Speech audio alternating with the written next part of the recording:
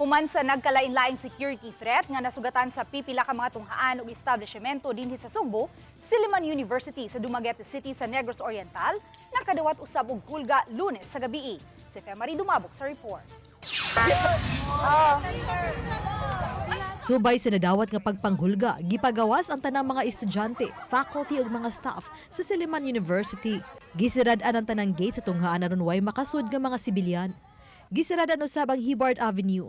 Ang dan nga natiliwad-an sa tibuok Silliman Campus. Mato di Police Captain Stephen Polinar, spokesperson sa Negros Oriental Regional Provincial Police Office, nga nadawat sa kadagkuan sa tunghaan ng bomb threat pinaagi sa email. Gingong 5 ka mga lugar sa tunghaan ang gitamnan og bomba. Tungod niini, gisuhid sa mga sakop sa explosive and ordnance disposal uban sa mga canine dogs sa Philippine Coast Guard ang nagkalinlaing lugar ug suok sa Silliman University. Gitag-satag sa pagsusi ang mga classroom sa college, high school ug elementary. Gihiling usab ang mga library, dormitories ug mga opisina sa tunghaan ug cafeteria. Human sa clearing operation, gideklarar sa kapulisan nga luwas gikan sa bomba ang tunghaan. Sa niini mikatap sa social media ang advisory nga nagsuspenso sa mga klase sa Silliman.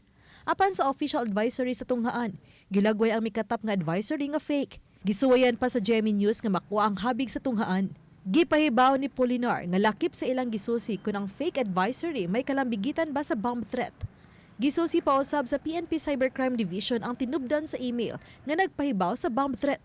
Mipasidaan ang kapulisan batok sa nagpakatap sa bomb threat nga usa kini sa paglapas sa balaod sa nasod.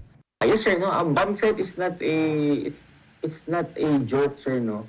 A person can be held liable for blatantly expressing bomb threats, no. Uttering bomb threats, sir, no, it's really illegal din na siya, sir, no.